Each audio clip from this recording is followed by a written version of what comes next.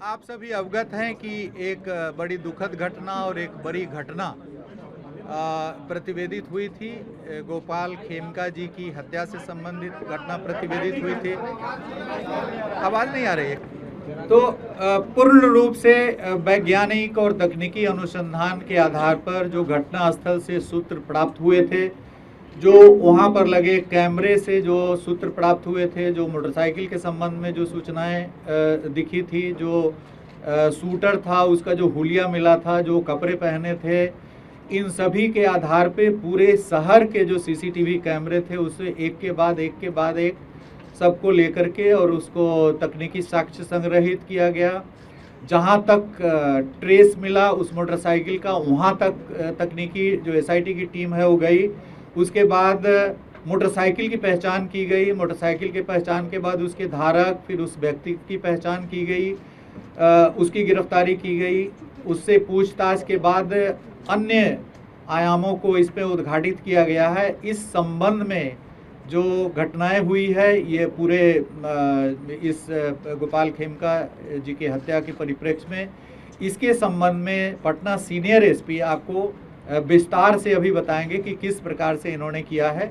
और इसके बाद यदि कोई सवालात होंगे तो यहाँ पर एडीजी ऑपरेशन कुंदन कृष्णन जी, रेंज आईजी पटना जितेंद्र राणा जी और पूरी पटना की टीम और एसटीएफ की टीम है। जो भी आपके प्रश्न होंगे उसका हम लोग उत्तर देने का प्रयास करेंगे। तो इस संबंध में जो बारीकी से अनुसंधान की जो बारीकी जो प्रक्रिया है उसके संबंध में पटना सीनियर एसपी आपको ब्रीफ करेंगे। इसमें जब अनुसंधान शुरू किया गया तो जहाँ पे घटना हुई थी उसके बाद सीसीटीवी का अवलोकन किया गया और वैज्ञानिक अनुसंधान प्रारंभ करते हुए जहाँ पे रिट्रीट हुआ था उस डायरेक्शन में आगे बढ़ा गया। इसी क्रम में बढ़ते बढ़ते हम लोग जहाँ पे जो अभियुक्त था वो जो भागा था उस घर तक पहुँचे। वहाँ पे जब छानबीन की गई तो एक मोटरसाइकिल हम लोगों को मिली। मोटरसाइकिल के नंबर से टैंपरिंग करने की कोशिश की गई थी। जब उस मोटरसाइकिल के पास वाले घर की सर्च की गई तो उस घर से जो अभियुक्त जो कपड़ा पहने हुए थे वो बरामद हुआ, जो जूता बरामद हुआ, मास्क बरामद हुआ। उस घर में जो व्यक्ति थे उनको लाया गया पूछताछ करने के लिए। उनका नाम उमेश यादव। जब उनसे गहन पूछताछ की गई, इसके बारे में गहराई से पूछताछ की गई तो उनके द्वारा इस घटना की संलिप्तता स्वीकार की गई। साथ ही में उनके द्वारा बताया गया कि इस घटना में जो उनके द्वारा इस्तेमाल किया गया हथियार था वो घर में छिपा के रखे हैं। ये जब उनको बताया गया उसमें उनके घर के ऊपर वाले फ्लोर में जो उनके भाई का फ्लोर है, घर है, उसमें ये बंद कमरे में रखे हुए थे। उस जगह की जब छानबीन की गई तो इनके घर से 59 राउंड गोलियां बरामद हुई। 56 राउंड 7.6 का था और 3 गोली 9mm का था। उसके अलावा जब घटना में जो इस्तेमाल हथियार था उसके साथ 2 मैगजीन मिला जिसमें 14 राउंड गोलियाँ थी। इसके बाद जब इनसे और पूछताछ की गई तो बताया ये कि अशोक साव का नाम लिए कि ये इनको करीब 1.5 साल से जानते थे। दोनों ही बिहार शरीफ के थे और एक शादी के फंक्शन में मिले थे। तब से ये उनके लिए छोटा मोटा काम करते थे। करीब 1.5 महीना पहले इस षड्यंत्र को रचा गया था और इसमें इनको पहले लाया गया था कि ये शूटर और हथियार को इंतजाम करे। इस क्रम में पैसे भी दिए गए थे और इसमें बताया गया था अग्रिम में 50,000 रुपये दिए गए थे और बाकी काम होने के बाद 4 लाख की बात हुई थी इसमें। ये पहले अपने आसपास के जो शूटर रहे हैं उनसे कांटेक्ट किए ये। उसी क्रम में इनके इलाके में रहने वाले विकास उस राजा से मुलाकात हुई। इसमें उनसे सेटिंग करने की कोशिश की गई। राजा के द्वारा जो डिमांड किया गया था तो इनको लगा कि इससे अच्छा ये स्वयं ही ये घटना कर ले और इसलिए ये हथियार जो इनको अशोक साव जी के द्वारा ही दिया गया था वो हथियार लिए और अशोक साव के द्वारा इनको उनके दिनचर्या के बारे में बताया गया। ये एक रेगुलर था कि वो 8 बजे के आसपास बांकीपुर क्लब जाते थे और वहाँ से करीब 11:30 बजे के आसपास वो स्वयं अपनी गाड़ी को ड्राइव करते हुए आते थे।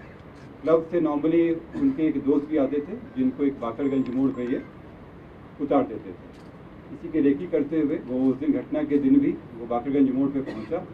वहाँ जब इनकी गाड़ी आई तो ये वहाँ से चल के ये अपार्टमेंट के पास आ गया और इनका इंतजार करने लगा। उसके 10 मिनट के बाद इनकी गाड़ी आई।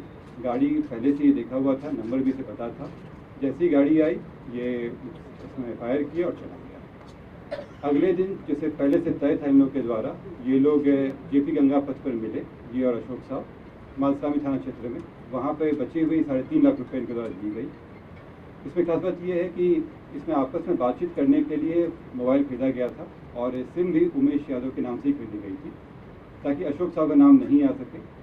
और जब ये पैसे दिए गए तो मोबाइल उन्होंने वापस कर दिया, लेकिन सिम वापस नहीं किया था। जब इसमें अशोक साहू के घर पे छापेमारी की गई तो उनके यहाँ भारी मात्रा में ज़मीन के कागजात मिले, साथ में एक 9 mm का बरेटा उनके यहाँ पिस्टल मिला, उसमें 17 राउंड गोलियाँ मिली उसमें, और इसमें कई जो कागजात मिले हैं उनका अनुशीलन किया जा रहा है। जो अभी शुरुआती पूछताछ में जो बताया गया है कि इन लोगों के बीच में व्यापारिक संबंधों में खटास आ गई थी, ज़मीन के कारोबार में भी बताया जा रहा है, लेकिन अभी अंडर इन्वेस्टिगेशन। जो रैंसम का जो अमाउंट मिला रिकवर हुआ, जो उमेश यादव हैं उनके पास से करीब 3,65,000 और जो अशोक साहू हैं इनके घर से 6.5 लाख रुपए कैश बरामद किए। जेल से क्या कनेक्शन मिला? ये अंडर इन्वेस्टिगेशन है अभी, क्योंकि इसमें कई ऐसे तथ्य आए हैं कि जेल के द्वारा भी संपर्क किया गया है, कुछ और कारोबारी भी हैं जो जिनका इंटरेस्ट था इस ज़मीनों में और उनके द्वारा भी इस घटना में शामिल होने की बात कार्तिकेय जी, ये इसमें क्या कुछ निकल के आया, किस कारण से हत्या की गई, आखिर इसका मोटिव ऑफ ऑपरेंडिस क्या था? ये अंडर इन्वेस्टिगेशन है, लेकिन अभी जो बात आई है ज़मीन, जैसे बहुत सारे कागजात मिले हैं, ज़मीन को लेकर इन लोगों के बीच में खटास उत्पन्न हो गई थी। देखिए ज़मीन के भारी मात्रा में कागजात अशोक साहू के घर से बरामद हुए हैं। भारी मात्रा में कागजात हैं, 1-2 नहीं है बल्कि काफ़ी वो जब्त किए गए हैं। अब ये लिंक करना पड़ेगा, जो मृतक के पास जो सूचनाएं हैं उनके लैपटॉप में, उनके मोबाइल में, उनसे मैच कराया जाएगा। कुछ जो अशोक साहू के मोबाइल हैं उस मोबाइल में कन्वर्सेशंस आए हैं, जिससे ये पता चल रहा है कि ज़मीन का भयंकर विवाद है, जिसके कारण काफ़ी तल्खी चल रही है कई लोगों में। अब उन सभी चीज़ों पे अनुसंधान होगा, उनकी आवाज़ मैच करा के दिखाया जाएगा कि वो कौन सब कर रहे हैं।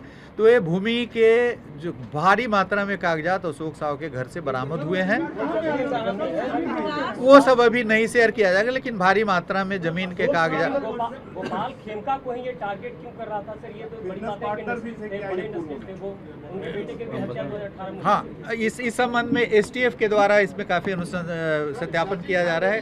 ADG headquarter, ADG ops Kundan Krishnan ji, इस पर आप थोड़ा सा प्रकाश डालें। देखिए, गोपाल खेमका जी की मर्डर में जो तथ्य आए हैं वो इन्वेस्टिगेशन में शूटर पकड़ा गया है। हम लोग के पास पुख्ता सबूत है कि यही शूटर है। कौन उसको पैसा दिया, अशोक साहू पैसा दिए, इसका भी पुख्ता सबूत है, मैचिंग है, बरामदगी भी है, बैलिस्टिक मैच भी हो जाएगी प्रॉपरली। अब जो आप कारण कई हो सकते हैं, इसमें समय लगेगा, काफ़ी रिकॉर्ड्स जांच करने पड़ेगी, काफ़ी कॉल रिकॉर्ड्स भी देखना पड़ेगा। जैसे उदाहरण स्वरूप अशोक साहू के मोबाइल से इस तरफ की वाक़या थी।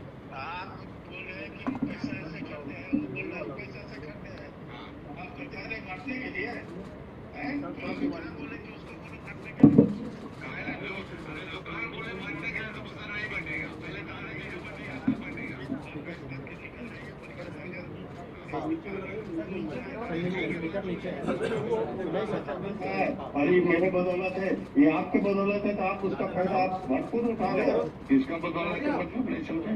आखिर में बोले कि मेरे बदौलत है, इस वजह पर बेनिफिट हम उठा रहे हैं, बेनिफिट हम उठा रहे हैं। हाँ, हम उठा रहे हैं बेनिफिट।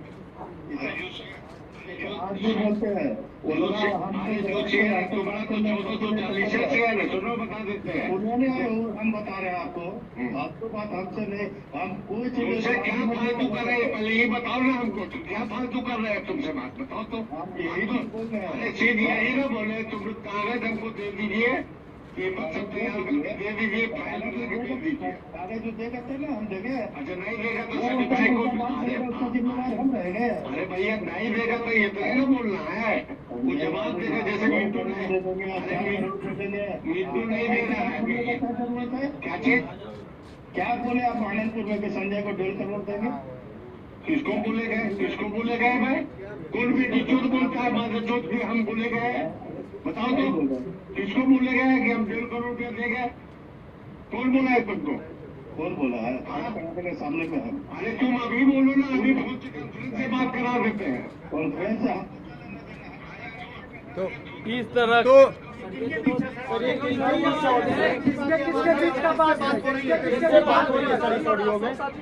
ये अशोक साव का वार्ता चल रहा है कि इसमें उनका भी संदर्भ आया है, उनका भी नाम संदर्भ, उनका भी नाम ऐसे संदर्भ आया है। कितने फाइल्स हैं, बहुत सारे फाइल्स परंतु अभी हम लोग तो बरामद किए हैं अशोक साव के घर से जो मोबाइल और वो उसकी जांच। हमको खेमका साहब की भी मोबाइल, कई फोन थी, लैपटॉप, क्या डीलिंग्स थी कि किस पर्टिकुलर प्लॉट या फाइनेंशियल ट्रांजैक्शन को लेके विवाद है। दोनों बड़े व्यवसायी हैं। अशोक साहू जी को पहले भी क्वेश्चनिंग हुई है, कमालिया हत्याकांड में भी पुलिस इनको पूछताछ किया, संतोष टेबरीवाल वाले में भी इनसे संतोष पूछताछ हुई थी, टेबरीवाल कदम हुआ। वाला भी मर्डर केस में इनकी नाम उछली थी। बिहार शरीफ में भी केस में ये जेल गए थे। पर अशोक साहू बिहार शरीफ के केस में इनके भाई का 2 हथियार अभी जब्त है वहाँ पे, और ये जेल भी गए थे बिहार शरीफ में कोल्ड स्टोरेज के विवाद को लेकर के 2006 में। तो इनकी ऐसा माने ये इनका भी आपराधिक इतिहास है अशोक साहू जी का। डीजीपी साहब, एक सवाल ये है कि और क्या कनेक्शन है उसका इस केस में? नहीं, ये जो आप देख रहे हैं कि जो बातचीत चल रही है तलखी से जो इनके अशोक साहू के मोबाइल से निकला है, तो ये स्पष्ट रूप से लग रहा है कि जमीन वगैरह को लेकर के फाइनेंशियल गंभीर विवाद है। इस पर अभी अनुसंधान हो रहा है, लेकिन इसी परिप्रेक्ष्य में ये हत्याएं हुई हैं और सुपारी दी गई है। सवाल ये है कि आपने जो सवाल पूछा है, अंदर में सर एक पैटर्न दिख रहा है। विकास उर्फ राजा का। गुंजन खेमका की हत्या हुई 2018 में, गोपाल खेमका की हत्या हुई 2-4 दिन पहले। उसके बाद उनके छोटे बेटे पर भी अटैक हुआ था जो रिपोर्ट नहीं की गई, बड़े भाई पर भी अटैक हुआ जिनको चोटें आई। तो क्या आपको लगता है कि ये सारे 4 जो अटैक्स हुए ये इंटरलिंक्ड हैं और ये एक रिवेंज के तहत इन पर पिछले 6-7 साल से कार्रवाई की जा रही थी?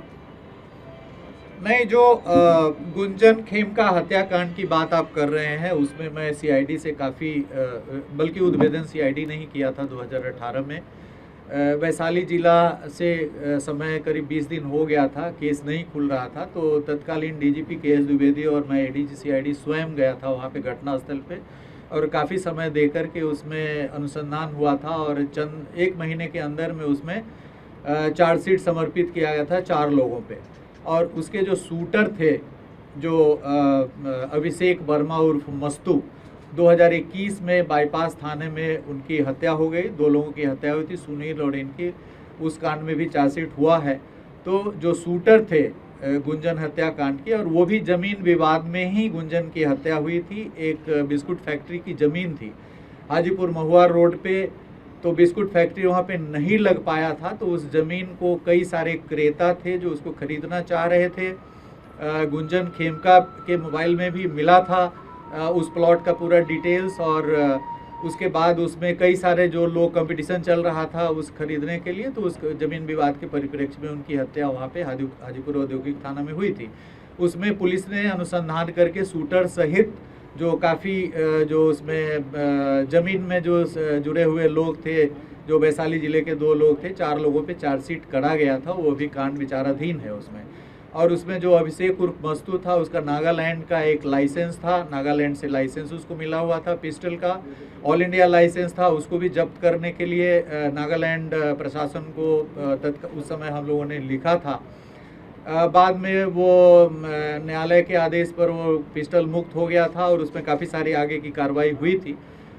बट उस केस में हम लोगों ने त्वरित अनुसंधान करके उसमें चार्जशीट किया था, और 2018 में हम लोगों ने इनके परिवार की सुरक्षा के लिए अंगरक्षक मुहैया कराया था, जो 2024 तक इनके पास था। 28 जून 2024 को इनके द्वारा स्वेच्छा से अंगरक्षक को लौटा दिया गया था। उसके बाद भी जो हमारी राज्य स्तरीय सुरक्षा समिति है, जुलाई में लौटाने के 1 महीना बाद फिर से अंगरक्षक मुहैया कराने का आदेश पारित किया, लेकिन उसके बाद अंगरक्षक रखने की इनकी इच्छा नहीं थी, स्वेच्छा नहीं थी, तो ऑब्वियसली हम लोग अंगरक्षक नहीं दिए थे। तो उस समय जो केस दर्ज हुआ था गुंजन खेमका हत्याकांड, उसका पूर्ण रूप से अनुसंधान करके चार्जशीट उस समय समर्पित कर दिया गया था। शूटर की पहचान हो गई थी, जिस कारण से विवाद था उसका भी सॉल्यूशन हो गया था। उसके बाद इनके भाई पर एक गोली चलाई गई थी गाड़ी में, उसमें कोई घायल नहीं हुआ था, उसके संबंध में भी कांड दर्ज हुआ था। उस समय गुंजन खेमका हत्याकांड के कुछ समय पूर्व, 2 वर्ष पूर्व वो घटना हुई थी, मुझे स्मरण हो रहा है। उसमें नहीं पता चल पाया था कि किसके द्वारा किया गया है कांड, बट इसमें जो ये गोपाल खेमका जी वैशाली वाला जो गुंजन खेमका हत्याकांड था उसमें कॉम्प्लेनेंट थे, वादी थे, और उस केस में जो डेट है वो 15/7 को सेकेंड डेट पड़ने वाला है। 2 डेट पड़ा है अभी तक उसमें चार्जशीट के बाद, एक था 2022 में और एक अभी 15 जुलाई 2025 को गुंजन खेमका हत्याकांड का डेट वैशाली जिले के न्यायालय में पड़ा है उसमें, और मेन शूटर की हत्या हो गई है और इसमें जो ये कंप्लेनेंट थे इनकी भी हत्या हो गई है। तो उससे भी जोड़ करके इसको देखा जा रहा है, उस पहलू को भी पूरी तरीके से अनुसंधान किया जाएगा कि उससे जुड़े कहीं लोग जो अभी जेल में हैं या जेल से बाहर हैं, एक तो शूटर की हत्या हो गई है, तो बाकी जो लोग हैं उनकी भी इसमें भूमिका है या नहीं है। सर, सुबह में जो इनकाउंटर हुआ था उसका क्या डिटेल है? उसके संबंध लाई जी पटना बताएंगे। इस कांड के अनुसंधान के दौरान पुलिस के द्वारा जो सभी पहलू थे उन पर अनुसंधान किया गया था, और उसमें जो शूटर है उसके द्वारा स्पष्ट किया गया था कि उसके लिए इस कांड को करने के लिए पहले उसने विकास और राजा से संपर्क किया था, और जो सामान्यतः एक आपराधिक छवि का व्यक्ति है और हथियार इत्यादि सप्लाई करने का काम करता है, और उसमें भी काफ़ी सारे ऐसे जो हत्या और गोलीकांड हैं उनके अंदर में शामिल रहा, और उससे इसने हथियार प्राप्त करने का कोशिश किया था और उसके पास में हथियार उपलब्ध रहता है। इस मामले में पुलिस जब एक टीम थी उसने इस विकास उर्फ राजा के ठिकाने पे दबिश करी, तो उसने वहाँ पर पुलिस के ऊपर में वहाँ से भागते हुए पुलिस के ऊपर में फायरिंग की, जिसके अंदर में जो सुबह जो घटना हुई है मुठभेड़ की, उस घटना में वो मारा गया है। और इसके साथ ही क्योंकि इस प्रकार के जो तत्व हैं जो हथियार उपलब्ध कराते हैं और अराजकता फैलाते हैं, तो पुलिस का स्पष्ट उनको संदेश देना चाहते हैं कि उनके साथ में कड़ाई से जो पुलिस उनके विरुद्ध में कड़ी से कड़ी कार्रवाई करेगी, और जो भी इस प्रकार के जो आपराधिक तत्व हैं जो इस प्रकार की आपराधिक घटनाओं में शामिल होना चाहते हैं, उनके लिए भी संदेश है कि जो पुलिस अपने किसी मामले में पीछे नहीं हटेगी। जहाँ पर भी पुलिस के ऊपर में हमला किया जाएगा तो पुलिस जो है विधि सम्मत अपनी कार्रवाई करेगी।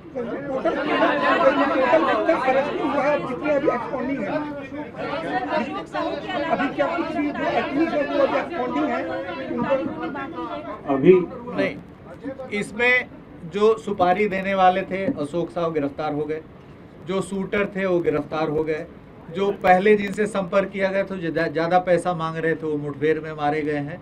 इसके बाद जो आपने देखा कि भारी मात्रा में मतलब ज़मीन के कागजात अशोक साहु के घर से बरामद हुए हैं, उसकी स्क्रूटनी की जाएगी और उसको उन जो ज़मीन के लैंड के जो, जैसे आपने अभी जो मोबाइल में सुना कि ज़मीन विवाद डीड वगैरह की बात चल रही है, और ये जो ऑडियो अशोक साहु में मिला उसमें मृतक जो गोपाल खेमका जी उनका भी संदर्भ कई जगह आया है। तो इन सभी बिंदुओं पर 1-2 मिनट में अनुसंधान नहीं संभव हो सकता है, इस पर काफ़ी गहन अनुसंधान होगा, और जो इनके पास से जो मोबाइल मिला है और जो भी सूचनाएं मिली है वो काफ़ी विस्तार व्यापक अनुसंधान की इस पर आवश्यकता है। तो इमीडिएटली अभी ये नहीं कहा जा सकता है कि इसमें और कितने एक्यूज आएंगे, क्या आएंगे, लेकिन इतना तय है कि जिसने सुपारी दिया और जिसने शूट किया ये दोनों लोग हमारी गिरफ्त में हैं। नहीं, ये अनुसंधान का विषय है, चूंकि अशोक साहु के खुद एक बड़े व्यवसायी थे, उनके घर से खुद लाखों रुपया सर्च के दौरान बरामद हुआ है, तो उनको हमें नहीं लगता है कि उनको किसी से लेने की जरूरत पड़ी होगी, लेकिन ये अनुसंधान का विषय है कि यदि उनको भी किसी ने दिया होगा तो उसको भी हम अनुसंधान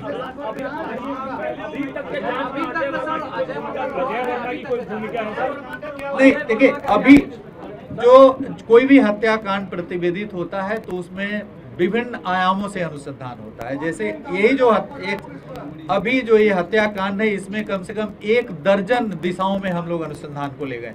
तकनीकी अनुसंधान से हम लोग धीरे धीरे आगे बढ़ रहे थे।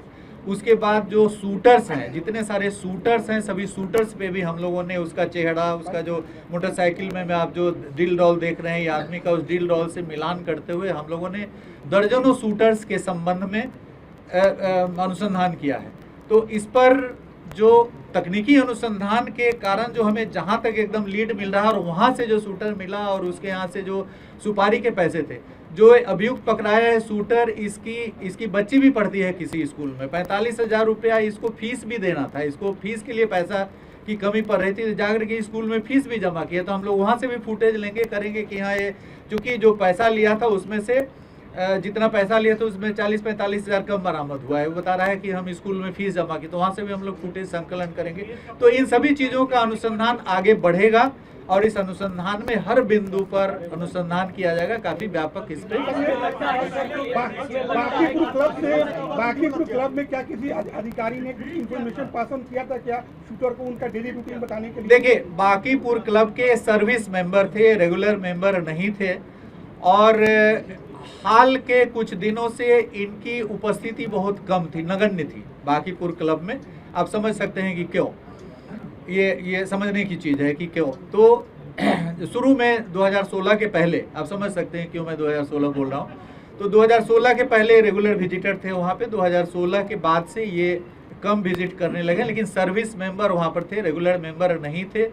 बाकीपुर क्लब से भी हम लोगों ने काफ़ी सूत्र प्राप्त करने का प्रयास किया गया, लेकिन इतना बड़ा क्लब होने के बावजूद भी वहाँ के जो सीसीटीवी कैमरे हैं उसमें कोई बैकअप नहीं है, कोई भी सूत्र वहाँ से हम लोग को नहीं प्राप्त हुआ है। तो हम लोगों ने उसके प्रबंधन से भी लिखित रूप में मांगेंगे कि वो कैमरे क्यों नहीं कार्य कर रहे हैं, उसमें कोई बैकअप, 1 मिनट का भी बैकअप क्यों नहीं है किसी भी प्रकार का।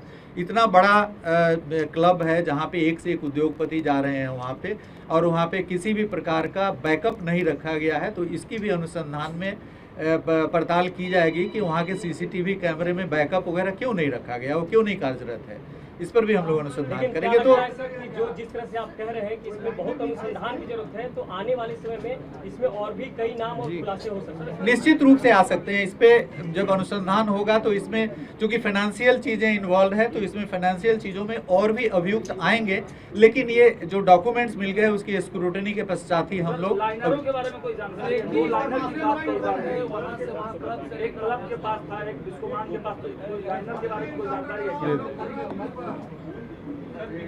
जैसा कि अनुसंधान में आया था, तो अशोक साहू के द्वारा इनकी जो दिनचर्या थी खिमका जी की, ये इनको बताई गई थी, और एक डेली का रूटीन था इनका 8 बजे के आसपास क्लब जाना, और 11 साढ़े 11 में निकलते थे, अपने दोस्त को बाकरगंज मोड़ पर छोड़ते थे और वहाँ से घर आते थे। और घर जब आते थे तो ये खुद ही ड्राइव करके आते थे, ये रोज़ का था। ये जो व्यक्ति है उमेश के द्वारा लिखी की गई थी, इनकी दिनचर्या देखी गई थी, और घटना के दिन भी ये पहले फॉलो किए हैं उनको कि कहाँ पे गए हैं, बाकरगंज मोड़ पे आए हैं, तब ये बढ़ के अपने अपार्टमेंट के पास जाके वेट किए हैं। ये रेकिन के द्वारा किया गया, अकेले ये अकेले ही सारे कार्य।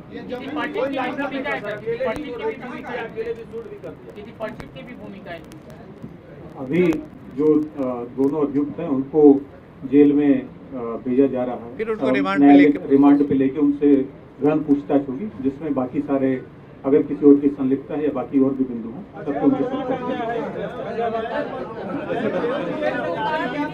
जैसा बताया गया, इसमें अनुसंधान में और भी चीजें आ रही हैं, जिससे आएगा एविडेंस उस हिसाब से आगे कार्रवाई।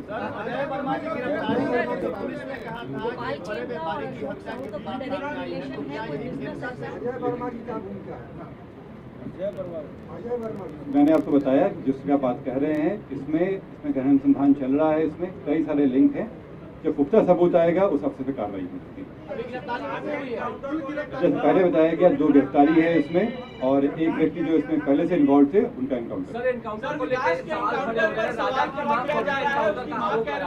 देखिए, एनकाउंटर के संबंध में बहुत स्पेसिफिक गाइडलाइंस दिए हुए हैं, उन सारे गाइडलाइंस का फॉलो किया जा रहा है। इसमें जांच का गठन किया गया है। खास बात यह है कि जो इस केस में अनुसंधान करेंगे वो उस थाना क्षेत्र के नहीं होंगे, और जो लोग इन्वॉल्व थे उनसे वरीय पदाधिकारी होंगे।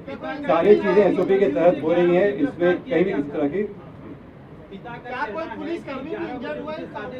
इसमें जब फायरिंग हुई थी तो पुलिसकर्मी पागल बच्चे हैं, उनको हल्के चोट आएंगे। राजा के ऊपर करीब 9 आपराधिक इतिहास है, इसमें से 4 मर्डर का केस है और बाकी डकैती और आर्म्स एक्ट का केस है। इनके आर्म सप्लाई करते हैं 9 केस। 9 मैंने पूरी बताया, 2 की अरेस्टिंग है इसमें और 1 की मृत्यु हुई है। पहला क्लू कहाँ से मिला था पुलिस को? पहला क्लू कहाँ से मिला था? देखिए, जब हम लोग इन्वेस्टिगेशन करते हैं तो बहुत सारी चीज़ों पे काम किया जाता है। उसमें बहुत सारी चीज़ों का समेकित रूप से चीज़ें आती हैं, कोई एक क्लू से नहीं होता है, सब चीज़ों को मिला के देखा जाता है। उमेश के बारे में कहा जा रहा था कि एमएलसी से उसका एमएलसी से संपर्क की बात सामने आ रही थी। उमेश राय जिसकी गिरफ्तारी हुई है, क्या है ये? देखिए, इसमें राजनीतिक रूप भी हो सकता है इसमें, लेकिन जो हम लोग को एविडेंस मिलेगा और जो आगे पूछताछ की जाएगी उस हिसाब से कार्रवाई। आयोग कौन है?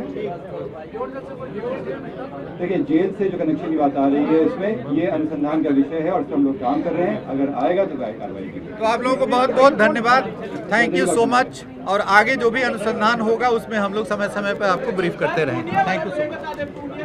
5 लोगों को जो देखिए, पूर्णिया में जो एक रामदेव उरांव है, रामदेव उरांव वहाँ पर ओझा का काम करते थे और उसी टोले में जो टोला है उसमें एक बच्चे की मौत कुछ दिन पहले हो गई थी, दूसरा बच्चा बीमार था। तो रात के दौरान करीब 11 बजे के लगभग वह परिवार इनके यहाँ गया और बताया कि इसको ठीक करो, नहीं तो तुम्हारा खैरियत नहीं है।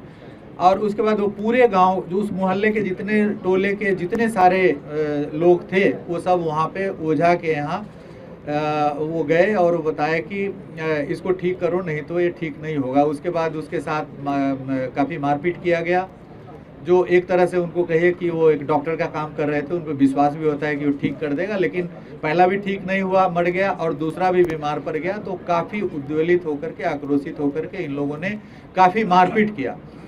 मारपीट करने के बाद उन लोगों ने, और वहाँ पर वो कई टोले हैं, वहाँ पे छोटे छोटे टोले हैं, और चूंकि पूरा मोहल्ला ही उसमें इन्वॉल्व था, पूरे मोहल्ले के एक एक आदमी उसमें इन्वॉल्व था। इन लोगों ने मारपीट किया और मारपीट होने के बाद जब वो सभी बेहोश हो गए, उसके बाद उन लोगों को लाश को डिस्पोजल करके, जला करके और डिस्पोजल करके वहाँ से 4 किलोमीटर दूर एक ट्रैक्टर पर लोड करके और डिस्पोजल कर दिया। ट्रैक्टर का चालक भी गिरफ्तार हुआ है और भी 2 लोग उसमें गिरफ्तार हुए हैं। एक बच्चा जो अपने वहाँ से भाग करके ननिहाल में गया था, वह पुलिस को बताया। उसके बाद पुलिस इसमें पूरी कार्रवाई की, डॉग स्क्वाड को लगाया गया। जो 4 किलोमीटर दूर जो लाश फेंका गया था, डंप किया गया था, उसको बरामद किया गया। उसमें ग्रुप ऑफ डॉक्टर से पोस्टमार्टम कराया गया है। पोस्टमार्टम में आया है कि जो भी मृतक हैं उनको जिंदा नहीं जलाया गया है, बल्कि जिंदा जलाने के बाद उनको जो श्वास नली होता है उसमें काफ़ी सारे धुआं और पार्टिकल्स चले जाते हैं, तो इसका संकेत नहीं मिल रहा है। ऐसा संकेत मिल रहा है पोस्टमार्टम से कि इन लोगों को मारपीट करके वहाँ पे जिनकी काफ़ी इंजरीज भी आया है बदन पे सभी के, मारपीट करके और उसके बाद इनको लाश को डिस्पोजल कर दिया गया। तो ये ओझा गुनी के परिप्रेक्ष्य में एक बच्चे की मौत हो गई थी, दूसरा बीमार था। इसी के कारण उस गांव के सभी लोग मिल करके, और उनका यह मानना था कि ये इनके कार्य जानबूझ करके ठीक नहीं करना चाह रहे हैं, जिसके कारण एक के बाद एक उसके बच्चे की मृत्यु भी हो गई और बीमार भी पड़ गया। इसी परिप्रेक्ष्य में हुई है।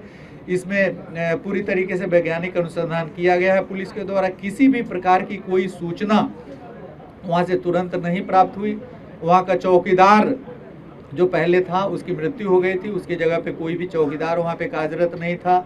वहाँ का मुखिया से भी पूछताछ किया गया है, पंचायती राज के जितने सदस्य हैं सभी से पूछताछ किया गया है।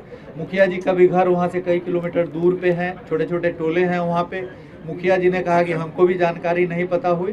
तो पुलिस को जैसे ही उस बच्चे के द्वारा जानकारी दी गई जो भाग करके अपने ननिहाल में चला गया था, उसके बयान पर ये पूरी कार्रवाई इसमें हुई है। और इसमें जो भी प्राथमिकी के अभियुक्त हैं, जो ट्रैक्टर का गिरफ्तारी हो गई है, जो घर के जो सदस्य हैं उसकी भी 2 की गिरफ्तारी हुई है, और इसमें पुलिस कार्रवाई कर रही है। और इसमें आदेश दिया गया है जिला प्रशासन को, पुलिस प्रशासन को, कि वहाँ पर एक अभियान चलाया जाए, अवेयरनेस चलाया जाए। और स्वास्थ्य विभाग की ओर से भी वहाँ पे अवेयरनेस चलाने की ज़रूरत है कि इस प्रकार की जो मान्यता है उन इलाके में, तो उस पर अवेयरनेस कैंपेन चलाया जाए कि भाई इस तरह की बात कोई भी आदमी झाड़ फूक करके कोई बीमारी ठीक नहीं हो सकती है, उनको हॉस्पिटल में ले जाया जाए। हॉस्पिटल की अच्छी सुविधा पूर्णिया में उपलब्ध है, दमदहा में भी हॉस्पिटल है, और पूर्णिया में अच्छे अच्छे हॉस्पिटल्स इधर आए हैं। तो उनको अवेयरनेस, चेतना जागृत करने की उन इलाकों में ज़रूरत है कि कोई डायन बिसाही या ओझा गुनी किसी भी गंभीर बीमारी को ठीक नहीं कर सकता। आप हॉस्पिटल में आए, हॉस्पिटल में विश्वास रखें। तो इसमें काफ़ी कुछ करने की ज़रूरत है, इंटर डिपार्टमेंटल एक्शन की वहाँ ज़रूरत है, अवेयरनेस फैलाने की ज़रूरत है। सर, कल राहुल गांधी का प्रदर्शन है पटना में, किस तरह की तैयारी है सर? तैयारी है, प्रशासन की तैयारी है और प्रशासन का पूरा मजिस्ट्रेट और पुलिस पदाधिकारी की प्रतिनियुक्ति रहेगी और अच्छे ढंग से जो कल वाली जो कार्यक्रम है उसको चुनाव आयोग तक जाने दिया जाएगा, मिला है क्या? नहीं, अभी हम लोग इस पे नहीं बता सकते, वो हम लोग स्ट्रेटजी बनाएंगे, वो आपको सर, एक आखिरी सवाल है कि जिस व्यक्ति का आज इनका जब इस हत्याकांड के जांच में कई अपराधियों पर नजर रखी जा रही थी, कई अपराधियों से पूछताछ चल रही थी। ये घटना को भेजने से पहले भी कई अपराधियों को हथियार के साथ पकड़ाए थे, वो उनको जेल भेजा गया था। उसी क्रम में और लोग भी हैं जो पकड़ाए हैं इसमें, जिनको जेल भेजा गया है। इसमें हम लोग इनसे पूछताछ कर रहे थे। इसी क्रम में जब उमेश के बारे बताया गया इसमें कि इन्होंने इस शूटर से कांटेक्ट किया था और हथियार की सप्लाई के लिए बात की गई थी, तो इनसे और काफ़ी स्पेसिफिक सवाल पूछे गए। इसका इनके द्वारा बताया गया कि ये अपने हथियार को ईंट भट्टी के पास रखे हुए हैं, जहाँ से रिकवर करने के लिए इनको ले जाया गया वहाँ पे ये भागने की कोशिश की है फायरिंग करते हुए। उस फायरिंग के क्रम में पुलिस भागल बची है और जब जवाबी कार्रवाई की गई है तो इनको गोली लगी। तुरंत इनको अस्पताल ले जाया गया। अस्पताल पहले गुरु गोविंद सिंह हॉस्पिटल ले जाया गया, वहाँ से रेफर करके NMCH ले जाया गया। वहाँ इनका इलाज चला, लेकिन इलाज के क्रम में ये मृत्यु हुआ। ये बताए वहाँ पे ईंट भट्टे के पास छिपा के रखे हुए थे और वहीं से ये हथियार रिकवर किए थे। इन पहले ले गई थी पुलिस को रिकवर करने के लिए, लेकिन उसका इस्तेमाल भागने के लिए किया।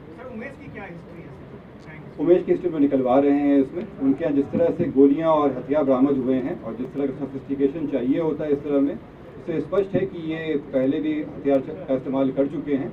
ये चीज़ें हम लोग निकलवा रहे हैं कि पूर्व में भी इनका क्या आपराधिक गतिविधि है। उमेश यादव किस जिले के रहने वाले हैं?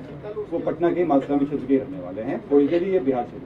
सर, गोपाल खेमका हत्याकांड मामले में जो पुलिस पूरी बता रही है, क्या उनके परिवार वाले गोपाल खेमका के परिजन संतुष्ट है इस कार्रवाई की? देखिए, पुलिस का अनुसंधान है इसमें, जैसे बताया भी गया कि इसमें कई और तथ्य आने वाले हैं। हम लोगों को जो खेमका जी हैं उनके लैपटॉप और मोबाइल फ़ोन की हम लोगों को उसमें आवश्यकता है, उसमें उनसे हम लोग मंगवा रहे हैं। चलिए, बहुत बहुत धन्यवाद। और इसमें पूरा वैज्ञानिक अनुसंधान हुआ, एक एक चीज़ डॉक्यूमेंटेड है इसमें।